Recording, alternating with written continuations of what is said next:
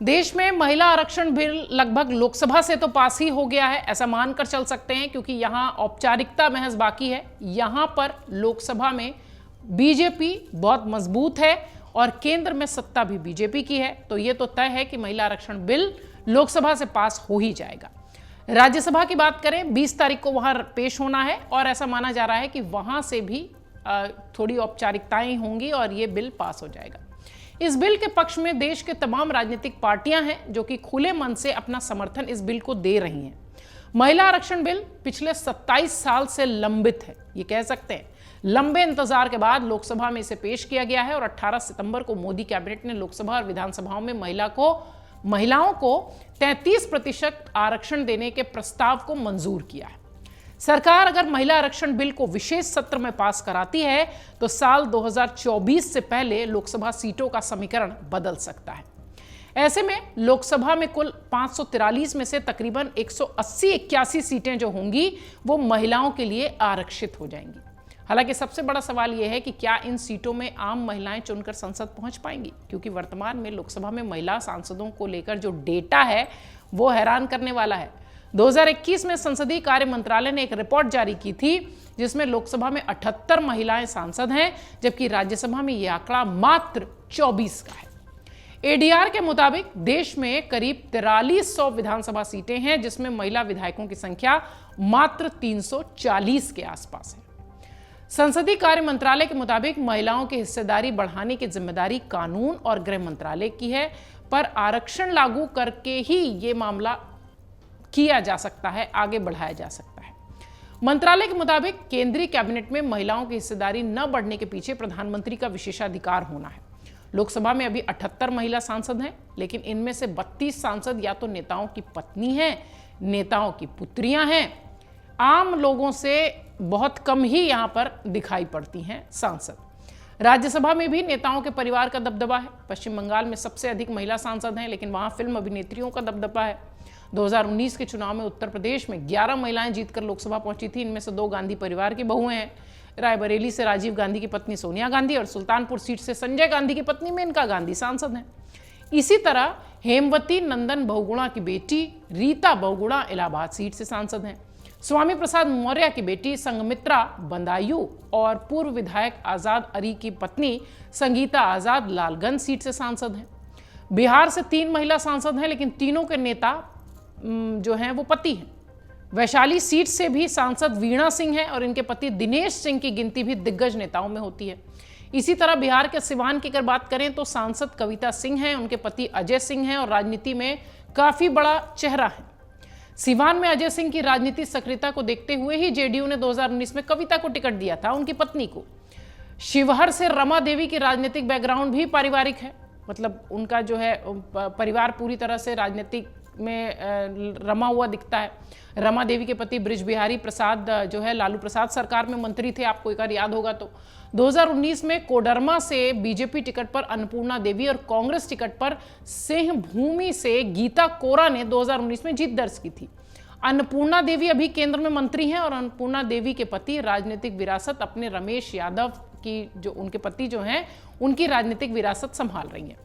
यादव संयुक्त बिहार में कोडरमा से विधायक हैं और इसी तरह गीता कोरा के पति मधु कोरा भी झारखंड के मुख्यमंत्री हैं और रह भी चुके हैं, और कोरा अभी भी राजनीति में सक्रिय हैं।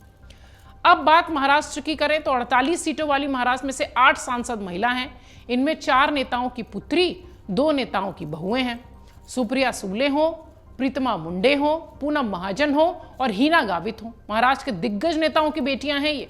और इसी तरह रक्षा खड़से जो हैं वो भारती पवार जो हैं उनके ससुर की विरासत में मिली हुई सीट को संभाल रही हैं। सुप्रिया सुले के पिता शरद पवार एनसीपी के अध्यक्ष हैं और पूर्व केंद्रीय मंत्री हैं।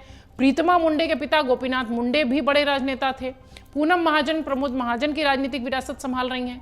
हीना के पिता विजय गावती की भी गिनती महाराष्ट्र के दिग्गज नेताओं में होती रही है। भारती पवार के ससुर जो है अर्जुन पवार विलासराव देशमुख सरकार में मंत्री थे। रक्षा खड़से के जो ससुर हैं एकनाथ खड़से भी महाराष्ट्र के मंत्री रह चुके हैं। मध्य प्रदेश को अगर आपको देखना होगा तो मध्य प्रदेश में भी सीधी से सांसद रीति पाठक और शहडोल से सांसद हिमाद्री सिंह को भी राजनीतिक विरासत मिली हुई है।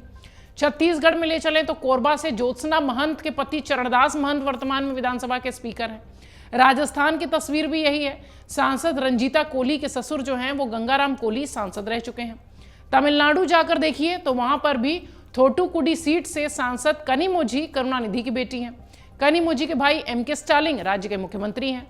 मेघालय की तरफ जाइए, वहां पर भी कहानी ऐसी है। अगाधा संगमा के भाई भी वर्तमान में मुख्यमंत्री हैं, जो कि सांसद हैं। और पंजाब के पटियाला से सांसद परनीत कौर के पति कैप्टन अमरिंदर सिंह भी मुख्यमंत्री रह चुके हैं। आंध्रा के सांसद गोतेदी माधवी के पिता भी बड़े कम्युनिस्ट नेता थे। पूर्व मंत्री अनिल भाई पटेल की पत्नी शारदाबेन पटेल गुजरात के मेहसाणा से सांसद हैं। ये सारी बातें हम आपको इसलिए बता रहे हैं क्योंकि बहुत मुश्किल है कि आम महिला, हमारे और आपके बीच की महिलाएं संसद क्या ये बिल आने के बाद पहुंच पाएंगी? बहुत बड़ा सवाल है ये। बंगाल में भी एक नजर डालिए। ममता बनर्जी ने बंगाल में लोकसभा चुनाव के लिए 40% महिलाओं की सीट देने की घोषणा की थी, लेकिन कार्यकर्ताओं के नाम पर अधिकांश अभिनेत्रियों को चुनावी रण में उतार दिया गया। बंगाल में 11 महिला सांसद हैं जो कि चुनकर आई हैं और जिसमें से 4 सांसद फिल्मी बैकग्राउंड की हैं। नुसरत जहां, मिमी चक्रवर्ती, शताब्दी रॉय तृणमूल की हैं, जबकि लॉकेट चैटर्जी बीजेपी की सांसद हैं। तृणमूल ने अमृता घोष, मुनमुन सेन और देव को भी टिकट दिया था, लेकिन ये सभी जीत नहीं पाए थे। इतना ही नहीं, यूपी की मथुरा सीट से हेमा मालिनी, चंडीगढ़ सीट से सांसद किरण खेर की एंट्री फिल्मी दुनिया से होती है। महिला आरक्षण का बीजेपी के साथ ही कांग्रेस ने भी खोलकर समर्थन किया है, लेकिन दिलचस्प बात यह है कि दोनों पार्टियों की ओर से शीर्ष पद पर महिलाओं को ज्यादा तवज्जो नहीं दी गई है।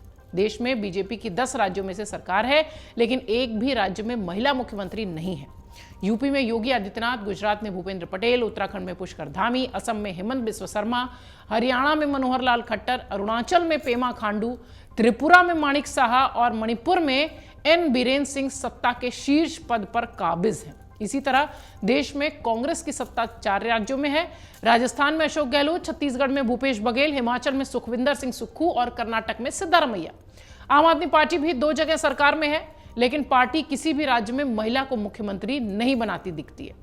इन सब के बीच सवाल यही है कि अगर महिला आरक्षण बिल आ जाता है तो क्या आपके और हमारे बीच की महिलाएं सदन तक पहुंच पाएंगी? राजनीतिक विश्लेषक इसी सवाल के जवाब की तलाश में हैं। अमर उजाला अब आपके टीवी पर भी।